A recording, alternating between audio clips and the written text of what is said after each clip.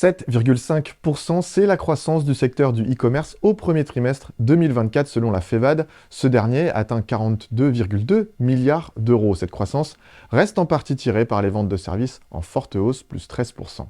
Le nombre de transactions a aussi augmenté, passant de 578 millions à 605.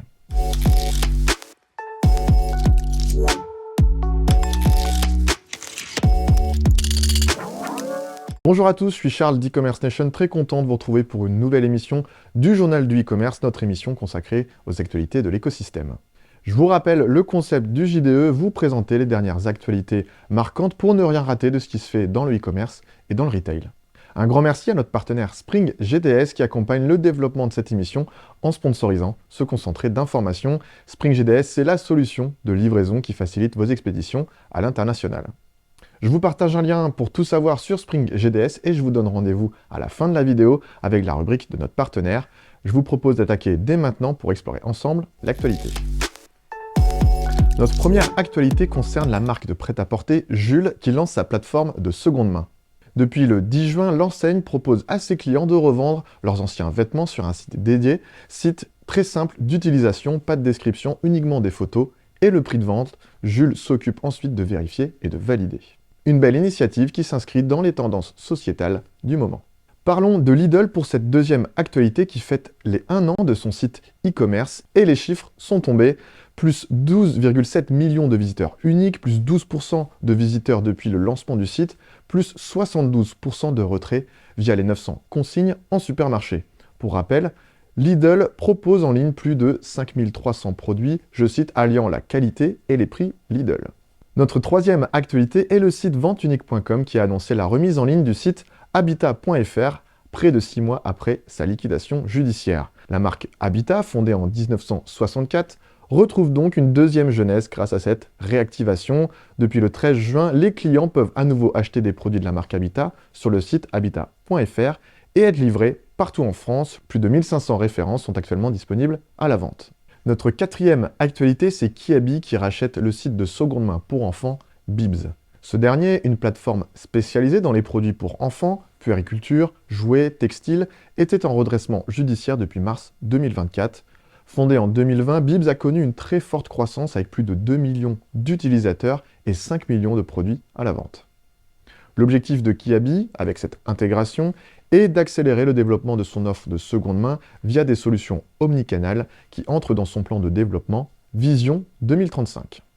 Dernière actualité, et elle parle une nouvelle fois d'IA et d'Amazon. Le géant du e-commerce annonce le projet PI Private Investigator. C'est un système alimenté par l'IA combinant la vision par ordinateur et l'IA générative dont l'objectif principal est de réduire le nombre de produits défectueux envoyés hors de ses centres de distribution.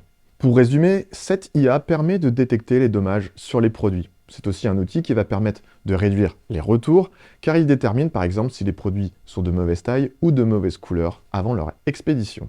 Si le projet s'avère positif, les retours d'articles pourraient bel et bien être significativement réduits. Affaire à suivre. Voilà pour ces 5 actualités e-commerce et retail. N'hésitez pas à me dire en commentaire celle qui vous a le plus marqué et à me partager les vôtres. Notre personnalité de ce mois de juin est Patrice Moulin qui renforce la direction générale d'Auchan Retail. À partir du 1er juillet, Patrice Moulin sera chargé du management des services d'appui internationaux. Son objectif est de trouver une nouvelle organisation, notamment passée par Carrefour et Lactalis. Le nouveau DG délégué travaillera en étroite collaboration avec Guillaume Darras, numéro 2 de l'enseigne.